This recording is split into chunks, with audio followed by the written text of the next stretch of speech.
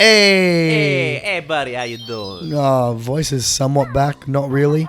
So we're starting a new session of Banjo Kazooie. Oh god. I'm basically fucking off Click Clock Wood for now. I wonder So why. my objective for this is to get as many notes as I possibly can. You want a single episode? Yeah, pretty much. Alright, let's do this. All right. Ambient noises. Sorry. So yeah, no, my voice is still Raspy as ever? Yep. Very raspy as ever. Oh, hello. What are we having? We're having in the middle of our recording. We're having some things getting fixed, and I'm just going to continue making noise because so you don't have that hear the voices that are coming through. La la la la la la la la la. You ever thought about becoming like just one of the commentators for the Greyhounds? For who? The way you were talking, like, and I have to keep on talking that because we're having ambient sound throughout the entire thing, and it's coming up on the left side. Oh, that's what you're talking about. Okay. Come on, yeah, you seem like, the commentators, how they have to talk so fast, so quickly in that. You probably have a good voice for it if it wasn't so raspy. At this current stage, probably the best. Like, it's better than it was last week.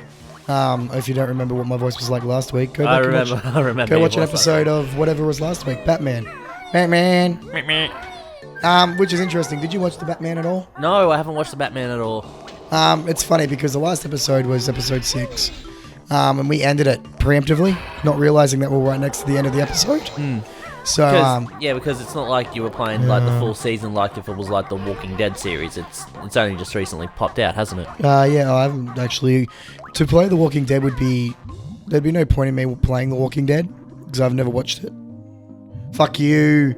Alright, I'm gonna go this way. So, so you haven't played the Walking Dead game? I've never played the Walking Dead game. I've never watched Walking Dead the show. Well, you can play the Walking Dead game and be fine because it has no real connection other than the fact that it's based in a similar world than the TV show. They don't use the same characters between the two like they do with the Game of Thrones series. It's completely different. I'm going to be completely honest with you. I forgot there was a Game of Thrones Telltale series until you just mentioned it. Yeah, no, there is. There's a Game of Thrones Telltale series. I think they're on episode 5 at the moment. I think they're one off before going to season 2. So what, the Game of Thrones Telltale game, is that just Game of Thrones season 1, season 2, season 3? No, it's the that's what I'm looking for.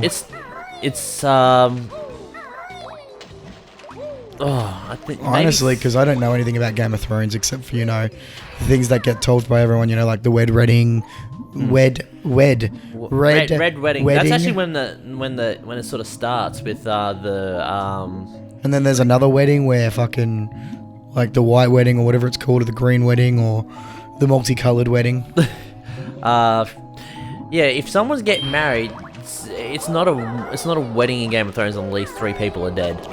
Sounds like WWE. It's not like okay. I don't know any of those names.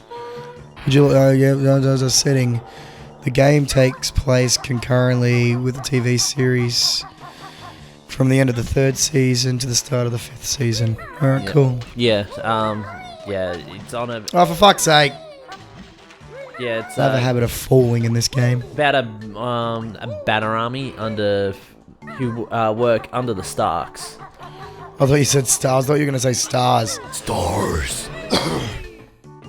Oh, that's better. Nemesis. My voice is a bit better now. I just coughed up a little bit of phlegm. Yeah, House Forrester. Who? That's the who you play as. You play as a member of House Forrester who have their allegiance towards the Starks. And it starts off right at just outside where the Red Wedding's being held. For fuck's sake. Before everyone gets killed. Yeah. I've never seen Game of Thrones, and I probably will never watch Game of Thrones. Because it's been placed up on that pedestal? Yes and no. I just don't know. I just think it's too far gone now for me to even want to get interested in it or invested in it. I don't really invest myself in many TV shows because I usually watch about half the way through this entirety of the season, and then I stop watching it, and then I go, oh, I might go watch that again, but then I can't remember anything for it, so now I have to start again. And then I get bored of it because I know what's going on. Do you have that effect when you were watching Supernatural? Yes. Yes, I did. And I have had it happen twice with me. Once was with an ex-partner of mine, and the other was by myself. Yeah. Honestly, I have no idea where any of these notes are to be. Oh, there's some down there. Let's go down here. Here we go. Okay. Do you have a series that you ever watched when you were like you had a partner and you were watching it, but since you two broke up or that, you can't watch anymore? Doctor Who. Doctor Who. Yep. That was ruined for me. Yeah, I can understand that.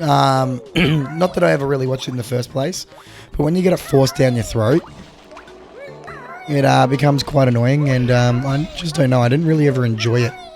Well, then that's fine. Like if you enjoyed it, like while you're with them, then it'll be a little bit sad. I had that effect with a girl. I still can't watch Supernatural. Well, I don't feel like I could watch Supernatural because it just brings back bad memories. So I'm like, yeah, no. Memories. They're another word for boobs. Yeah. Because that's the one thing I do. I watch TV shows and think of the boobs that it was next to me while watching it the entire time. You know, that constant reminder of, Jesus, I had boobs in my face and now they're gone. Well, yeah. Am I the only one that does that, or? I've got a funny story to tell. Okay. So, I've watched the Smurfs.